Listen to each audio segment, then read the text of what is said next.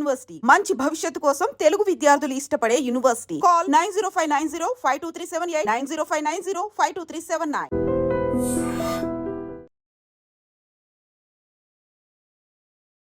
తల్లిదండ్రుల కష్టాన్ని చూస్తూ క్రమశిక్షణగా చదువుకొని బాగా సెటిల్ అయి తల్లిదండ్రులనే చూసుకోవాల్సిన పిల్లలు చిన్న చిన్న కారణాలతో తల్లిదండ్రులపైనే అలిగి చివరికి ఆత్మహత్య చేసుకోవడానికి కూడా తెగిస్తున్నారు. ఎంత దారుణాతి దారుణం. ఈ మధ్య కాలంలో ఎక్కువగా చూస్తున్నాం. అమ్మ తిట్టిందనో, లేకపోతే నాన్న సెల్ ఫోన్ కొనివ్వలేదనో, ఇష్టమైన బైక్ కొనివ్వలేదనో, లేకపోతే బర్త్డేకి కాస్ట్లీ గిఫ్ట్ ఎక్స్పెక్ట్ చేశాను, నాకు కొనివ్వలేకపోయినటువంటి తల్లిదండ్రుల దగ్గర నేను ఉండడం ఎందుకనో, ఇలా చిన్న చిన్న కారణాలతో వాళ్ళు ఎక్కువగా స్ట్రెస్ తీసుకొని ఆత్మహత్య చేసుకోవాలి అనుకోవటం పిల్లలకి ఇది కరెక్టేనా? ఆ తల్లిదండ్రుల కడుపుకోత ఎవరు తీరుస్తారు? అసలు ఇప్పటి వరకు వాళ్ళని పెంచి అంతవరకు చదివించడానికి వాళ్ళు ఎన్నో అప్పులు చేసి ఎంతో వాళ్ళ లైఫ్ని సాక్రిఫైస్ చేసినటువంటి పేరెంట్స్ యొక్క ఎఫర్ట్స్ పిల్లలకి కనిపించట్లేదా?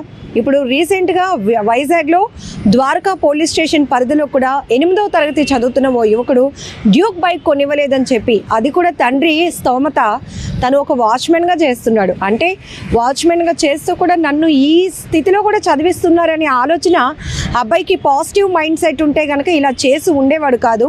ఒకవేళ తనకి ఏమైనా డ్రీమ్స్ ఉన్నా బాగా చదువుకొని మంచిగా సెటిల్ అయ్యి ఏదైనా జాబ్ చేసి అప్పుడు తన డ్రీమ్స్ నెరవేర్చడమే కాకుండా పేరెంట్స్ని కూడా బాగా చూసుకోవాలి. ఇలాంటి పాజిటివ్ ఆలోచన ఉంటే కనుక ఇలాంటి దారుణం జరిగి ఉండేది కాదు. కానీ ఈ అబ్బాయి డ్యూక్ బైక్ కొనివ్వలేదని అసలు చెప్తున్నారు పోలీసులు ఇన్వెస్టిగేషన్లో కూడా.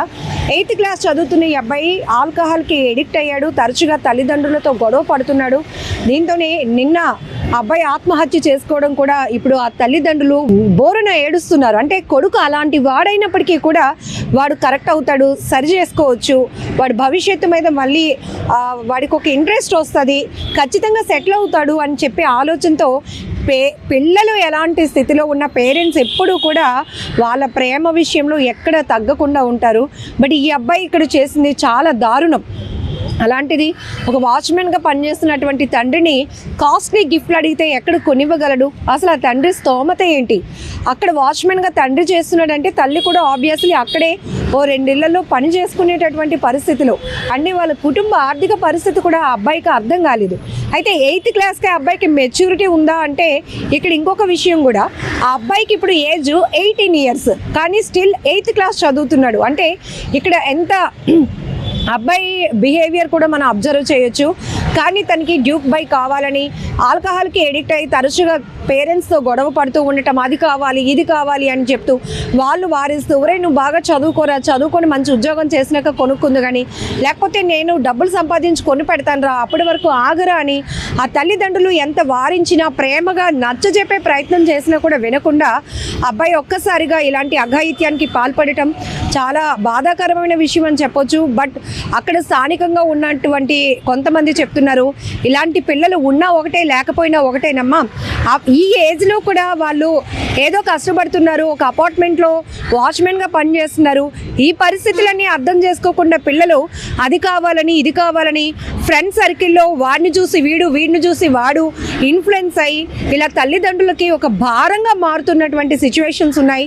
ఇక్కడ ఈ అబ్బాయి చనిపోయాడు అని బాధపడాలో, ఈ కారణం ఏదైతే ఉందో బైక్ కొనివ్వలేదని, అలాగే అబ్బాయి ఆల్కహాల్కి మద్యానికి బానిసై బిహేవియర్ పూర్తిగా చెడిపోయింది ఇలా అని చెప్పి ఒక అనాలిసిస్ చేయాలో కూడా అర్థం కాని పరిస్థితి. తరచుగా చూస్తున్నాం, ఎగ్జామ్స్ రాసి వచ్చి ఎగ్జామ్లో మళ్ళీ మనం పాస్ అవ్వమేమో, పేరెంట్స్ ఏమైనా అనేస్తారేమో, దాని బదులు మనం చనిపోతే బెటర్ ఏమో అని ఆలోచించి పిల్లలు ప్రాణాలు పోగొట్టుకుంటున్నటువంటి సిచ్యువేషన్స్ ఉన్నాయి.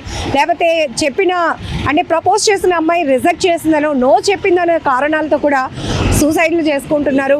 లేకపోతే మనం చూసాం లాస్ట్ టైం కూడా ఒక అబ్బాయి బర్త్డే రోజు తను బైక్ గిఫ్ట్గా అడిగితే ఆ తండ్రి కొనివ్వలేని స్తోమత, అలాంటి సిచ్యువేషన్ కూడా అర్థం చేసుకోకుండా ఆ అబ్బాయి కూడా అలాగే చేశాడు. బర్త్డే రోజే తన ప్రాణాలు పోగొట్టుకున్నాడు. ఇలాంటి సిచ్యువేషన్స్ విన్నప్పుడు చాలా బాధేస్తోంది. కానీ పిల్లలకి ఏమవుతోంది, ప్రతి సొసైటీలో ఈరోజు ఎలక్ట్రానిక్ గాడ్జెట్స్ చూస్తున్నారు, కష్టం సుఖం రెండూ చూస్తున్నారు, మంచి చెడు రెండూ చూస్తున్నారు. బట్ మంచిని ఎందుకు తీసుకోలేకపోతున్నారు, చెడు వాటికి ఎందుకు ఎడిక్ట్ అవుతున్నారు, వాళ్ళ బంగారు భవిష్యత్తుని ఎందుకు నాశనం చేసుకుంటున్నారు అనేది ఇక్కడ ఆవేదన కలిగిస్తున్నటువంటి అంశంగా చెప్పుకోవచ్చు. సో ఈరోజు ఈ అబ్బాయి ప్రాణాలు తీసుకోవడం కాదు కానీ ఆ తల్లిదండ్రులు కడుపుకోత మిగిల్చినందుకు విలవిల ఏడుస్తూ ఉన్నటువంటి తీరు ప్రతి ఒక్కరిని కంటతడి పెట్టించిందని చెప్పాలి. ఏదేమైనా చాలా బాధాకరమైన విషయం. పిల్లల బిహేవియర్లో చాలా మార్పులు వచ్చేసాయి. ఎందుకంటే ఆ స్నేహాలు, వాళ్ళు వెళ్తున్నటువంటి తిరుగుతున్నటువంటి ఆ కల్చర్ కానీ ఎన్విరాన్మెంట్ కూడా వాళ్ళపైన చాలా ప్రభావం చూపిస్తోంది. ఈవెన్ ఇంట్లో అమ్మ నాన్న ఎలాంటి సిచ్యువేషన్లో ఉన్నారు, అయినా కూడా వాళ్ళు కష్టపడి మమ్మల్ని చదివిస్తున్నారు, వాళ్ళ ఇష్టాలను కూడా చంపుకుంటున్నారు మన ఫ్యూచర్ కోసం అనే ఆ మాత్రం ఆలోచన కూడా లేకుండా పిల్లలు ఈ తిరుగుళ్ళు, లేకపోతే చెడు అలవాట్లు, చెడు వ్యసనాలకు, లేకపోతే గ్రూపు గ్యాంగ్స్గా తిరగడం, వీటికి ఎడిక్ట్ అయిపోయి వాళ్ళ ఫ్యూచర్ ఏంటో కూడా వాళ్ళు అస్సలు డిజైన్ చేసుకోలేకపోతున్నారు కదా. చిన్న కారణాలు చూపించి వాళ్ళు ప్రాణాలు తీసుకోవాలనుకుంటున్నారు. కానీ ఇది మాత్రం తల్లిదండ్రులకు తీరని లోటుగా మిగిలిపోతోంది. ఏదైనా విశాఖలో జరిగిన ఈ ఘటన చాలా బాధాకరం అని చెప్పాలి. అసలు మీరు కూడా ఏమనుకుంటున్నారు? ఈ మధ్య కాలంలో గుడ్ పేరెంటింగ్ అని కూడా చాలామంది సైకాలజిస్టులు, మానసిక నిపుణులు కూడా చాలా క్లాసులు చెప్తా ఉన్నారు. పిల్లల్ని ఎలా ట్రీట్ చేయాలి, పిల్లల్ని ఎలా పోషించాలి, వాళ్ళ ఫ్యూచర్కి సంబంధించి మనం ఎలా డిజైన్ చేయాలని. బట్ పిల్లలకి సంబంధించినటువంటి సైకాలజీ కూడా చాలా ఇంపార్టెంట్ అవుతోంది. పిల్లలు చాలా సున్నితమైనటువంటి మనస్తత్వం కలిగిన వాళ్ళు. వాళ్ళపైన ఎలాంటి ప్రభావాలు పడుతున్నాయో బయట పేరెంట్స్ అయితే చూడలేరు. ఎందుకంటే ఈ రోజుల్లో పెరుగుతున్న ఖర్చులు కావచ్చు, పిల్లల స్కూల్ ఫీజులు కావచ్చు, ఇవన్నీ దృష్ట్యా ఇంటద్దులు కావచ్చు, అనేక రకాల బర్డెన్స్ పేరెంట్స్ మీద ఉంటున్నాయి. కాబట్టి తల్లి తండ్రి ఇద్దరు పని చేస్తే కానీ పిల్లల్ని కంఫర్ట్గా పెంచి పోషించలేనటువంటి సిచ్యువేషన్ పేరెంట్స్ది. కానీ ఇలాంటి పిల్లలు కొంతమంది ఇలా దారుణాలకు ఒడుగడుతూ ఉండటం మళ్ళీ అది పేరెంట్స్కి తీరని లోటుగా మిగిలిపోతుంది. ఏదేమైనా ఇది చాలా బాధాకరమైన విషయం.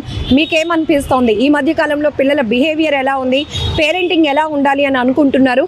కామెంట్ బాక్స్లో మెన్షన్ చేయండి. కెమెరా పర్సన్ శేఖర్తో లక్ష్మి, ఐ డ్రీమ్, వైజాగ్.